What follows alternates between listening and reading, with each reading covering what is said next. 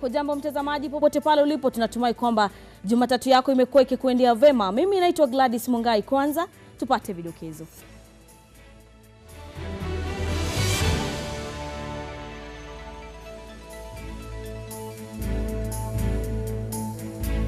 Kenya adhimisha siku ya ulanguzi wa binadamu, huku ikibainika kuwa zaidi ya theluthi moja ya visa vya ulanguzi hufanyika kwa watoto.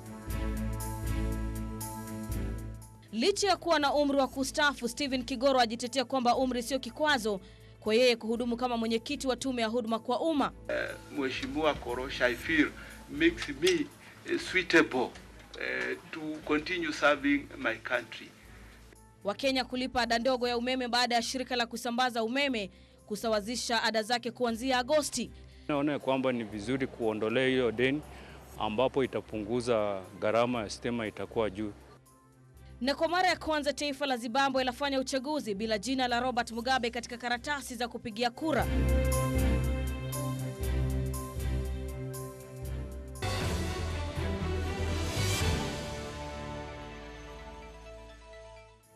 Karibu tena mtazamaji, taarifa hizi utakuwa unazipata kwa lugha ya ishara na Joyce Werimo. Pia usisahau kwamba unaweza kuwasiliana nasi kupitia mitandao ya kijamii: Facebook Ebru TV Kenya, Twitter kunradhi @Ebru TV Kenya na @Gladys Mungai. Maoni hayo tutakuwa tunayasoma papa hapa kabla ya kutamatisha taarifa zetu za Mwanga wa Ebru. Tunaanza bungeni na katibu mkuu wa utawala katika baraza la mawaziri Stephen Kigoro amejitetea bungeni kwamba umri wake hautakuwa kikwazo kuhudumu katika kama mwenyekiti wa tume ya huduma kwa umma PSC.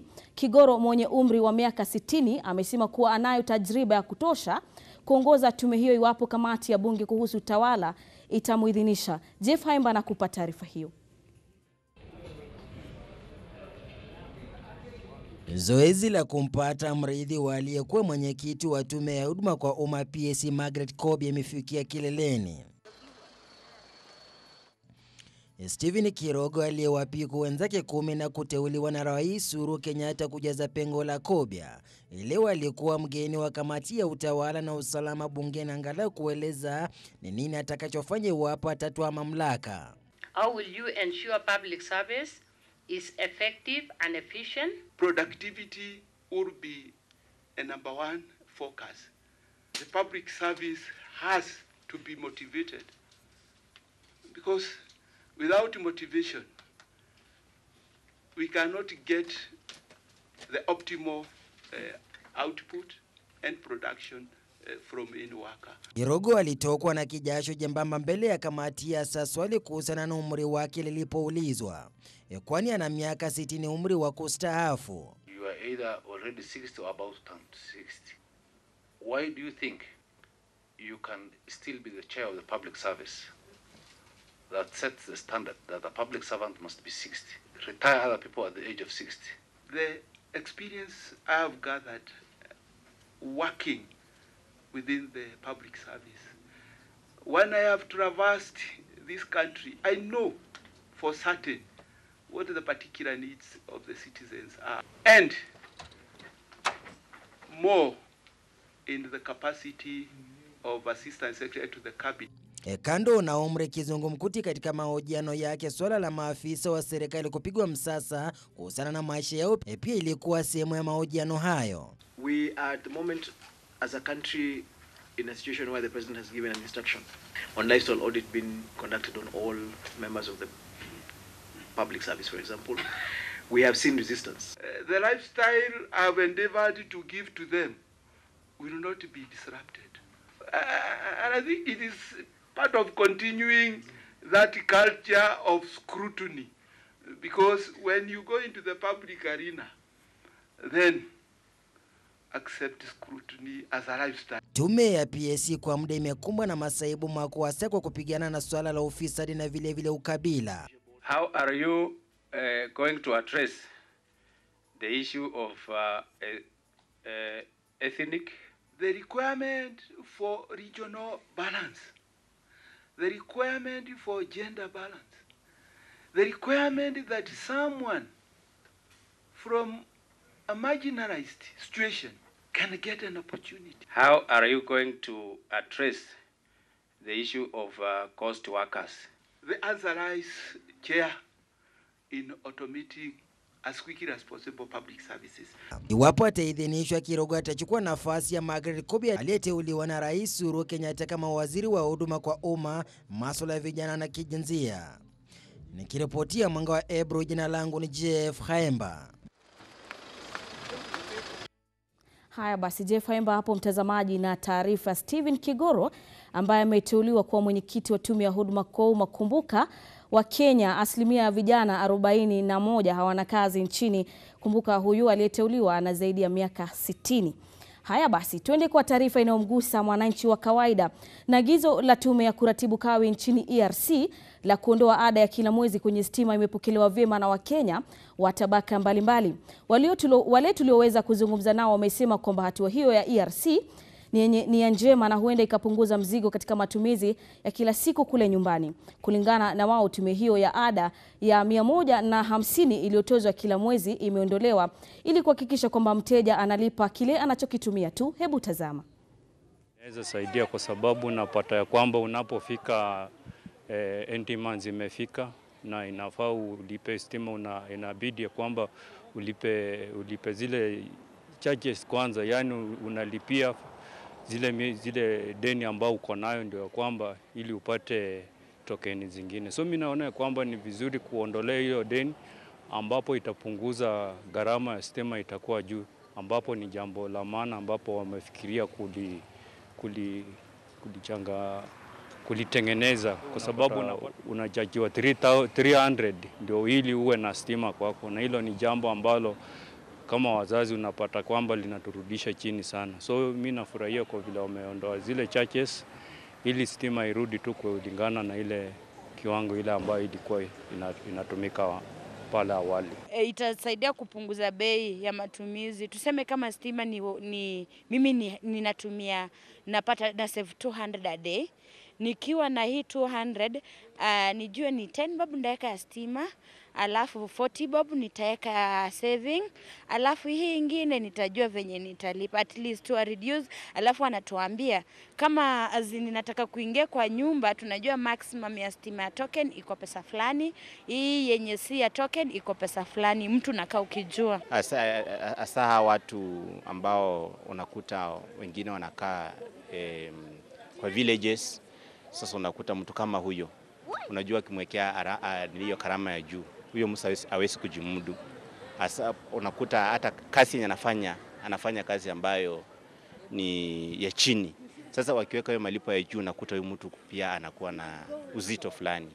Lakini sasa kama wamepunguza hivi, hata sisi tumefurahi kama wananchi. Na pande ya Kenya Power pia huwa wanaitisha pesa kwa serikali ya kusimamia kazi yao. Sasa tulikuwa tunashindwa, hii charges tulikuwa tunalipia ilikuwa inasimamia nini, na ile pesa serikali inatoa ikipea Kenya Power ilikuwa inasimamia kazi gani? Hiyo ndio shida. Sasa tunaona ikiwa imeondolewa inaweza kutusaidia sisi kama wananchi ndio tujimudu, hata inaweza kutufanya tufurahie kukuwa na stima, kwa sababu sasa itafanya gharama irudi chini. Haya mtazamaji, kauli hapo za Wakenya kuhusiana na ada ya umeme kuweza kupunguzwa kuanzia hapo kesho ama kesho kutwa tarehe 1 mwezi Agosti. Tukisonga mbele, Julai 30 ni siku ya ulanguzi wa binadamu na watoto duniani. Lakini je, unafahamu kwamba zaidi ya 1/3 ya visa vya ulanguzi hufanyika kwa watoto na familia huchangia pakubwa? Ode Francis anatueleza kwa nini hiyo sababu ilikwenda vipi katika mtaa wa Banda wa Mathare hapa Nairobi. Pia hiyo ni jambo moja ya. Ni siku ambayo imeadhimishwa kote ulimwenguni kupitia shirika la Umoja wa Mataifa kwa hafla ya ulanguzi dhidi ya watoto. Shirika moja linalotetea haki za binadamu likiongoza maadhimisho ya siku hii muhimu na adhimu mtaani Mathare. So today we are marking the UN Day Against World Human Trafficking, and one of the major themes that we are doing today is to responding to victim of trafficking, that's for children and young people. Mbinu tofauti zikijitokeza kama ukosefu wa ajira na familia ikiwa mstari wa mbele katika swala hili. Well, human trafficking is reality, and it is a big problem because it's traffickers that are stealing from us our labor. What is the most important, what we have is our labor. We can build the wealth and richness and development of our country based on the labor. And traffickers, they take young people, they take young women, young men, children, and they exploit them. They make money on them. We need to stop it. Kupitia sheria ya makosa halmaarufu Sexual Offences Act ya Julai 2006 ambayo inaeleza adhabu ambazo zinafaa kwa ajili ya ubakaji. Hata hivyo, sheria bado haitumiwi kwa zaidi na wanaoendesha mashtaka. Sheria ya 2007 ina amri za ziada zinazohusiana na biashara ya ulanguzi wa watoto. We're working with also the actors. When I talk about actors, these are people who are involved directly. Children, because they have been a victim of trafficking for quite some time, because they don't have somebody to speak for them. We're working with both the county and national government to ensure that they are all involved in the fight against child trafficking. Wanachama wa Umoja wa Mataifa walikubaliana azimio na kuteua Julai 30 kama siku ya dunia dhidi ya ulanguzi wa binadamu duniani. So we have a shelter ambayo inasaidia minors wasichana. So below the age of 18 and above the ages of 7. We are able to give them assistance when it comes to our shelter. Oktoba 2007, polisi huko Malindi walimkamata mgeni wa asili ya Kiitaliano kwa sababu ya ulanguzi wa binadamu, kuwezesha usherati kwa watoto na uuzaji wa madawa ya kulevya. Watoto hao walisafirishwa Tanzania kwa kazi ya kulazimishwa, lakini wakaokolewa na maafisa wa Kenya na kuwekwa katika hifadhi za watoto. Uzinduzi wa mbinu zitakazotumika kukomesha ulanguzi wa binadamu kwa maeneo ya Mandera, Marsabit na Busia iliweza kuzinduliwa hii leo. And Nairobi County, because Nairobi is both the transit, the source and the destination. So Kenya is ranked among the worst performing countries in capping up issues of trafficking and its entire tool, meaning we have not done enough as a country, as a government, as civil society organization, up to the family level. So, kampeni ya mwaka huu ikionyesha kuwa theluthi moja ya waathirika wa ulanguzi wa binadamu wakiwa watoto na asilimia 33 wakisafirishwa kutoka Kenya. Nikiripotia Mwanga wa Ebru, mimi ni Ode Francis. So because you have a copy. Mtazamaji, huenda kwa njia moja ama nyingine umekutana na video mitandaoni ambazo zinaonesha taarifa kuhusiana na kama alivyoripoti mwanahabari wetu Ode Francis kuhusiana na visa vya uhamiaji ama watu kulazimishwa kuhamia katika mataifa nyingine ama ulanguzi kwa njia nyingine. Lakini kama unaweza kufanya hilo kutofanyika, hebu pia jukumika. Tunaposonga mbele, taifa limeshuhudia utulivu tangu kukutana kwa Rais Uhuru Kenyatta na kinara wa NASA Raila Odinga chini ya makubaliano ya salamu za uwiano. Tangu hapo vinara wa NASA wamekuwa wakimkumbatia Rais Uhuru Kenyatta moja baada ya mwingine na kuzua gumzo kuwa kuna uwezekano wa kuundwa kwa serikali ya muungano. Hilo hata hivyo limezua hisia mseto. Mwanahabari wetu Alan Ochanda analivulia njuga swala hilo na kukupa taarifa ifuatayo kwa utendeti. Sawia na bahari ambayo awali ilikuwa chafu, mawimbi makali ya kisiasa yakitishia kuliumbisha dau la taifa, lakini fahali waliokuwa wakimenyana walipokumbatiana, wakasalimiana na kusemezana, hali ikawa shwari. Kinara wa NASA Raila Odinga akiwa wa kwanza, na miezi mitatu baadaye mdogo wake Kalonzo Musyoka akafuata mkondo. Kwa mujibu wa Steve Ogola ambaye ni mchanganuzi wa siasa, tukio hilo tukizi lilikuwa dawa mjarabu wa siasa za uhasama. What we expect to see is a reduction in politics of disruption. Because in Kenya, the political opposition has been synonymous with strictly opposing anything that the government of the day or administration of the day implements. So we expect to see less of politics of disruption, more of interrogation based on issue by issue basis, questioning the government, not tail wagging and bootlicking. Pamekuwa pakizagaa ripoti za uwezekano wao kuunda serikali ya muungano kati ya Rais Kenyatta na wadau kutoka upinzani kama mojawapo ya hatua za kutuliza hali na kuleta uwiano nchini, lakini Ogola anapinga hilo kwani linakiuka mustakabali wa katiba ya 2010. I am strictly opposed to any government of national unity because it will interfere with the integrity of our constitutional setup. Political actors must find a way of collaborating and cooperating and supporting the government of the day without necessarily being co-opted into that government. Katika katiba ya kale, mawaziri na manaibu wao waliteuliwa kutoka kwa wabunge waliochaguliwa, lakini sasa rais huwateua nje ya bunge, na Ogolla na hoji kuwa ingekuwa bora iwapo hali ingesalia ilivyo ili kuzuia rais kuingilia utendakazi wa mawaziri na bunge. In our past experience, we know that the president, when he had unlimited opportunity to appoint ministers and assistant ministers from the National Assembly, he basically co-opted the entire, or maybe nearly a third of the National Assembly or Parliament into his cabinet. And then, as a consequence, patronizing the whole of Parliament, making Parliament to be a mere extension of the executive. Aidha, makazi ya rais mstaafu Daniel Moi yamekuwa sawia na madhabahu ya kisiasa ambayo wanasiasa wakuu wamekuwa wakifanya hima kuingia ili kujitakasa kisiasa, wa hivi punde akiwa Rais Kenyatta ambaye sasa ni mara ya pili kwake kufanya hivyo. President Moi is a national leader, and he holds significant sway in the Kalenjin nation. So anybody who seeks to gain inroads, in the Rift Valley, necessarily, and as a matter of practical sense, may want to seek endorsement. So I guess in terms of political action or realignment, that is the context. It could be that they're also just explaining to him the initiative of building bridges. It has no political significance. Anybody can visit Moi. In fact, there are so many other visits that take place.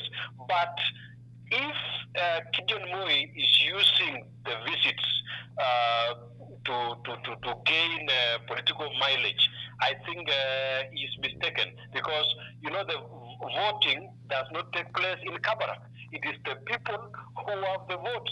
Ingawa upinzani umeelekea katika maelewano na serikali, kinara wa ANC Musalia Mudavadi hajatangaza msimamo, huku mwenzake wa Ford Kenya Moses Wetangula akiapa kutowafuata wenzake. Alan Ochanna, Mwanga wa Ebru, Nairobi. Kwingineko, katibu mkuu wa muungano wa walimu wa sekondari Kuppet Okello Misori amesema kwamba serikali imechelewa kulipa shilingi bilioni 6.5 inazodaiwa na shule. Na kama anavyoarifu mwanahabari wetu Dennis Otieno, shule kadhaa tayari zimefungwa kufuatia maagizo yaliyotolewa na mwenyekiti wa muungano huo hapo awali. Licha ya tarehe rasmi ya kufungwa kwa shule kuwa Agosti 2, shule nyingi tayari zimewaruhusu wanafunzi kuanza mapumziko. Hii ni baada ya amri ya katibu mkuu wa muungano wa walimu Okello Misori kuwa shule zifungwe kufuatia ucheleweshaji wa serikali katika kutoa fedha. Nikizungumza naye kwenye simu, Bwana Okello Misori alisisitiza kuwa juhudi za serikali kulipa deni la muhula wa pili lilikuwa nzuri, ila walichelewa kwani shule nyingi zishafungwa. I've already said that this is too good too late. Quite a number of schools which were anxious about the state of affairs in schools already closed, and that means that the money has arrived when the intended use is already not there now.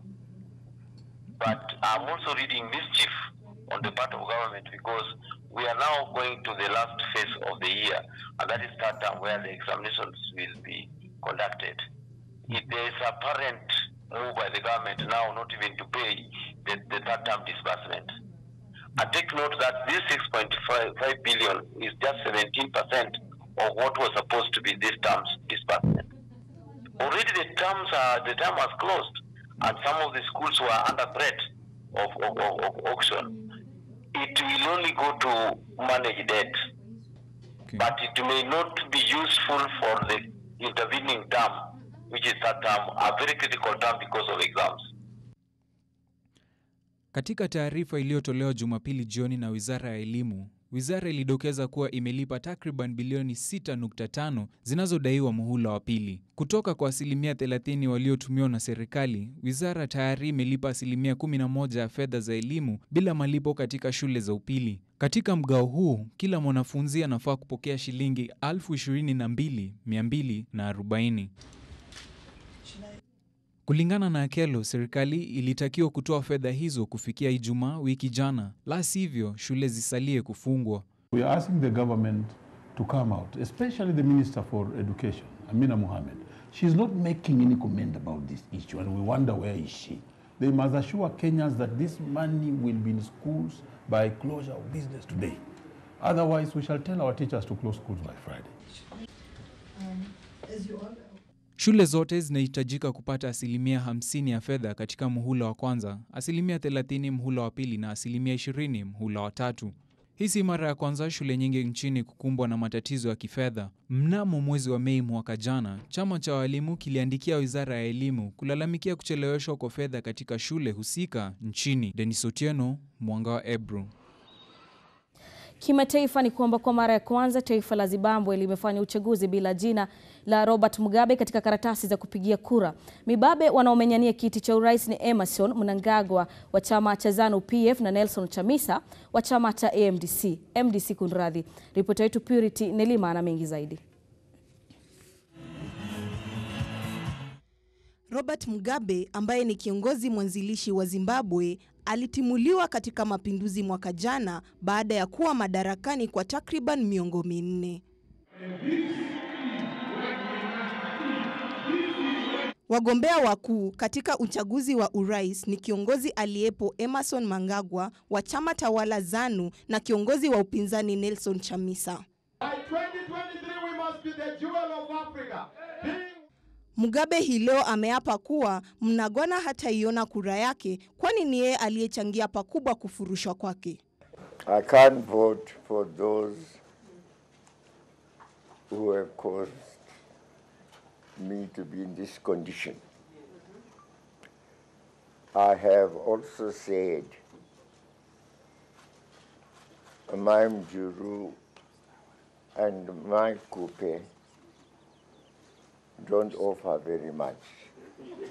Hata hivyo, kura za kutafuta maoni zinampa uongozi mdogo Mnangagwa mwenye umri wa miaka 75 dhidi ya mpinzani wake mwenye miaka 40 anayekiongoza chama cha Movement of Democratic Change. By 2023 we must be the jewel of Africa.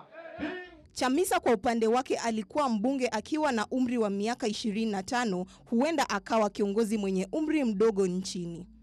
Kuna shuhudiwa kuwa na idadi kubwa ya watu wanaopiga kura kwa mara ya kwanza nchini ambako kura ya vijana ndio inatazamwa kuwa na uzito.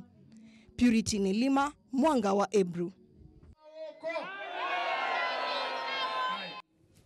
Haya basi mtazamaji, kufuatia taarifa hiyo ya Purity Nelima na punga unyunyu, kisha nitakuwa narejea na taarifa za biashara. Usindoki.